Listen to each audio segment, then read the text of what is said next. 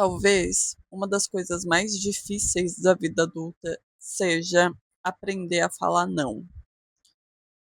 E eu já comecei esse vídeo pedindo desculpa, porque eu vou falar estranho, meio, meio assoprado, porque eu tô com o aparelho recém-colocado, então eu ainda tô falando estranho. Eu tô lendo esse livro chamado Nós Já Moramos Aqui, e o que mais me chamou a atenção no início desse livro é a dificuldade que a protagonista tem de falar não. Dando um contexto geral, a Eve e a Charlie são um casal que elas compram casas, reformam e revendem. E no contexto inicial do livro, elas acabaram de comprar uma casa e a Eve tá sozinha na casa, dando uma geral e tudo mais, quando de repente uma família bate na porta dela. Essa família é composta pelo pai, a mãe e 3 crianças, 2 meninos e uma menina. O pai se apresenta, fala que já morou ali e diz que queria mostrar para os filhos dele a casa onde ele cresceu. E a Eve, por não saber dizer não, acaba deixando os desconhecidos entrarem na casa dela. E aí daí pra frente é só pra trás. E foi por causa desse livro que eu decidi gravar esse vídeo, sobre como dizer não é uma habilidade essencial em qualquer fase da vida e como tem sido a minha jornada de aprender a dizer não só depois de adulta.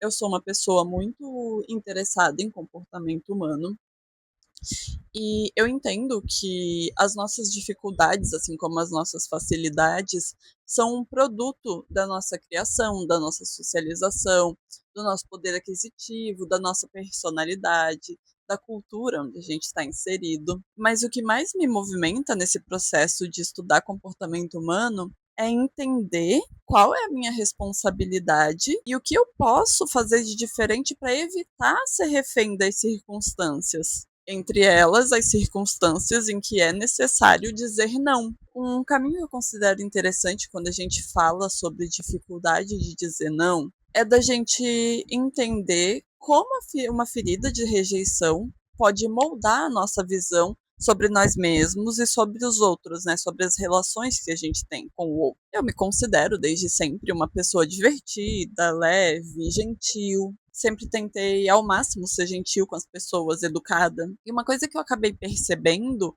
ao longo dos anos é que as outras pessoas que eu considero ter essas mesmas características, eu nunca via essas pessoas sendo opositivas. Dificilmente eu via essas pessoas que eu considerava gentis, leves, divertidas, dizendo não para os outros. E, em contraponto, as pessoas que falavam não com facilidade me geravam um certo desconforto, quase como um receio de pedir algo, de conversar, de interagir com a pessoa e receber um não. Então, praticamente como um viés de confirmação, prestando atenção nas pessoas que eu achava legais, divertidas, para eu ser aceita e vista como legal, eu acabei me tornando também uma pessoa que não se posicionava para evitar afetar, chatear os outros e de alguma forma os outros me retribuírem com uma rejeição. Então, de forma quase que inconsciente, num impulso, eu falava sim para as pessoas, porque eu esperava que essas pessoas fizessem o mesmo por mim e falassem sim de volta. Ou seja, eu ignorava os meus limites, eu entregava mais do que eu devia para o outro,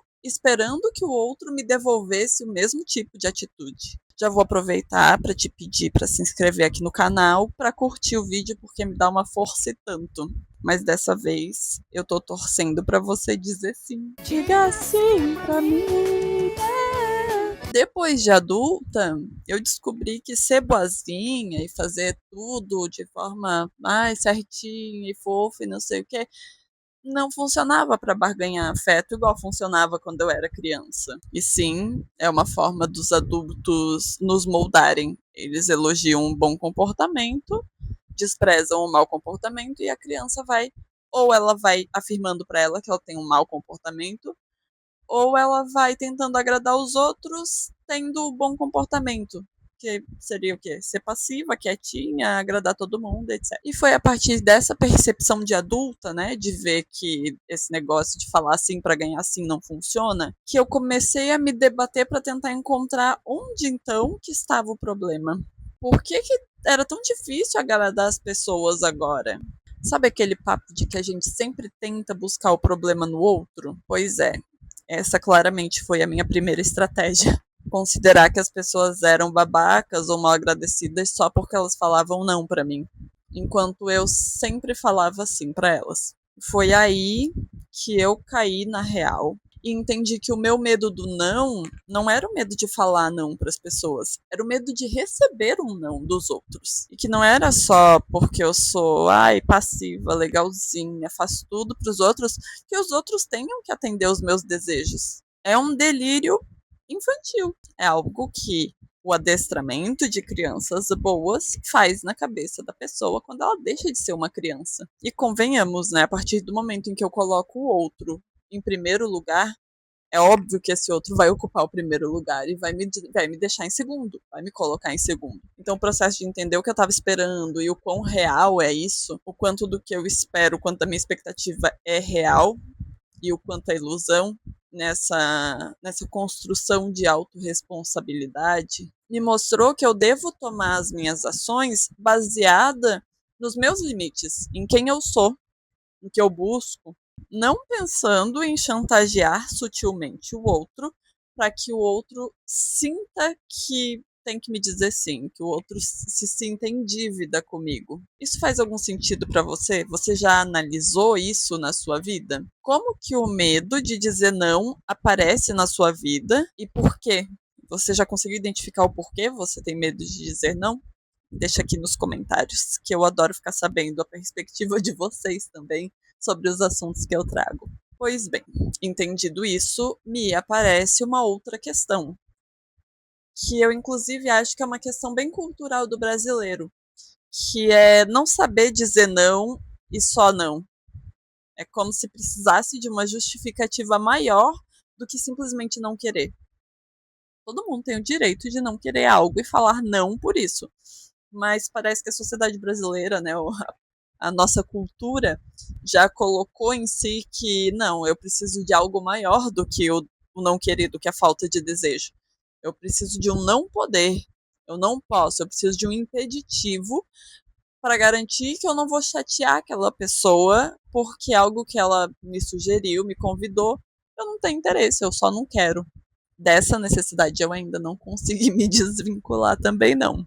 Vez ou outra eu acabo tentando justificar para além da minha falta de vontade, como se fosse extremamente necessário, né? Mas aos poucos eu vou me desapegando dessa necessidade de me justificar, afinal não é uma questão que eu tenho. Então, se eu convido algum amigo, alguma amiga para fazer algo, o não para mim já é suficiente. Eu não preciso que ninguém se explique. Eu aprendi a lidar muito bem com o não, ou quase muito bem, né? Não é todos os nãos que a gente leva de boa também.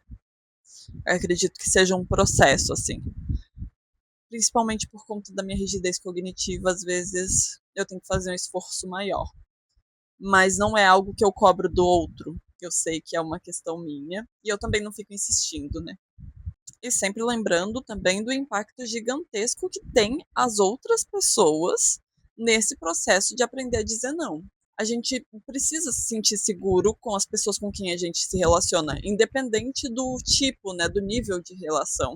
Porque desenvolver uma nova habilidade já é algo difícil de se fazer. Então, você estar no processo de aprender a dizer não já não é algo simples, é algo que mexe ali com as estruturas, né, com o que você aprendeu como sendo você. Então, é importante sim que a gente tenha pessoas encorajando a gente a dizer os nãos que a gente precisa dizer.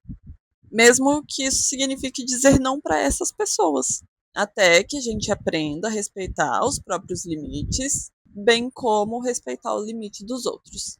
Entenda, as pessoas bem resolvidas não vão se importar de dizer não e respeitar os próprios limites. E elas também não vão se importar com o seu não e com você querendo respeito sobre os seus próprios limites. Obviamente, as pessoas que gostam de você vão ser gentis, né? Não, você não precisa ser grosseiro para dizer não. Mas ainda assim, as pessoas, mesmo gostando de você, podem ser leais a elas mesmas, respeitar os próprios limites. E é extremamente importante que você se relacione com pessoas assim, porque são pessoas que vão te ensinar a respeitar o limite dos outros. E a partir disso, você pode começar a entender, identificar e comunicar os seus próprios limites. O que não garante que, começando a fazer isso, as pessoas farão o mesmo com você. Nem todo mundo vai aceitar quando você disser um não. Mas, como qualquer outra mudança da sua vida, você tem que fazer isso por você. Só assim a mudança se torna algo concreto. A gente se vê no próximo vídeo.